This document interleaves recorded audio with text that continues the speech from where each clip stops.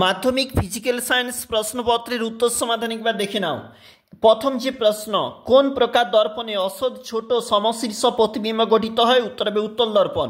নিচের কোন এককটি তড়িৎ শক্তির একক? উত্তর হবে কিলোওয়াট ঘন্টা।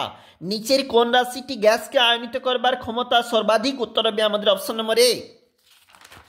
এর পরের পেজ দেখো কি বলেছে, ফিউজ তারের বৈশিষ্ট্য। ফিউজ তারের বৈশিষ্ট্য যেখানে উচ্চ রোধ নিম্ন গলনাঙ্ক। আধুনিক দীর্ঘ পর্যায় সারণীতে কয়টি শ্রেণী রয়েছে? 18টি। নিচের কোন যৌগটি সম্পূর্ণ অণু হিসাবে পৃথক অস্তিত্ব নেই? Sodium chloride NaCl। নিচের কোন অ্যাসিডটি মৃদু তড়িৎ বিশ্লেষ্য? CH3CH। পরের প্রশ্ন, লঘু সালফুরিক অ্যাসিড মিশ্রিত পটাশিয়াম ডাইক্রোমেট দ্রবণে H2S গ্যাস চালনা করলে কি রঙের উৎপন্ন হয়? উত্তর হবে এখানে সবুজ। নিচের কোন আকরিকটি অ্যালুমিনিয়ামের আকরিক? উত্তর হবে বক্সাইট। ত্রিবন্ধনী যুক্ত অসম্পৃক্ত হাইড্রোকার্বনটিকে শনাক্ত করো। উত্তর হবে C2H2। গ্রিনহাউস গ্যাসটি? উত্তর আমাদের এখানে হচ্ছে জলীয় বাষ্প এবং STPতে 22 গ্রাম CO2 আয়তন। উত্তর হবে 11.2 লিটার। পরের প্রশ্ন দেখো কি বলেছে, এখানে যে প্রশ্নপত্র 10 গ্রাম ক্যালসিয়াম কার্বনেট, তোমার যে প্রশ্ন দেখবে এখানে উত্তরটা হবে 5.6। তাপ পরিবাহতাঙ্ক একক যেখানে নির্ভর করে বলেছে পরিবাহীর উপাদানের প্রকৃতির উপর। আলোর প্রতিসরণের সময় নিচের কোন রাশিটি অপরিবর্তিত? উত্তর হবে কম্পাঙ্ক।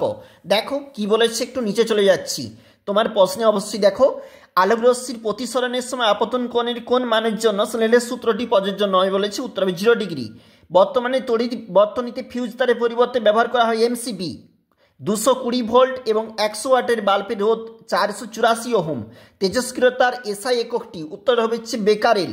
এবং ইউরেনিয়ামের যে প্রশ্নপত্র উত্তর হবে 1 একক বেড়ে যাবে, মানে হবে 93।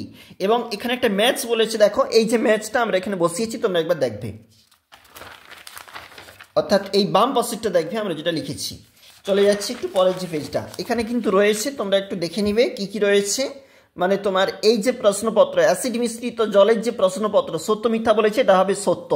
এই না এই হ্যাঁ একটু দেখে নাও, তড়িৎ বিশ্লেষণ সর্বদা জারণ বিজারণের মাধ্যমে ঘটে। উত্তরটা হবে সত্য। অ্যাসিড মিশ্রিত জলের যে প্রশ্ন উত্তর হবে H2 হাইড্রোজেন। এবং পরের যে প্রশ্নপত্র উত্তর হবে অ্যাসিটিক অ্যাসিড।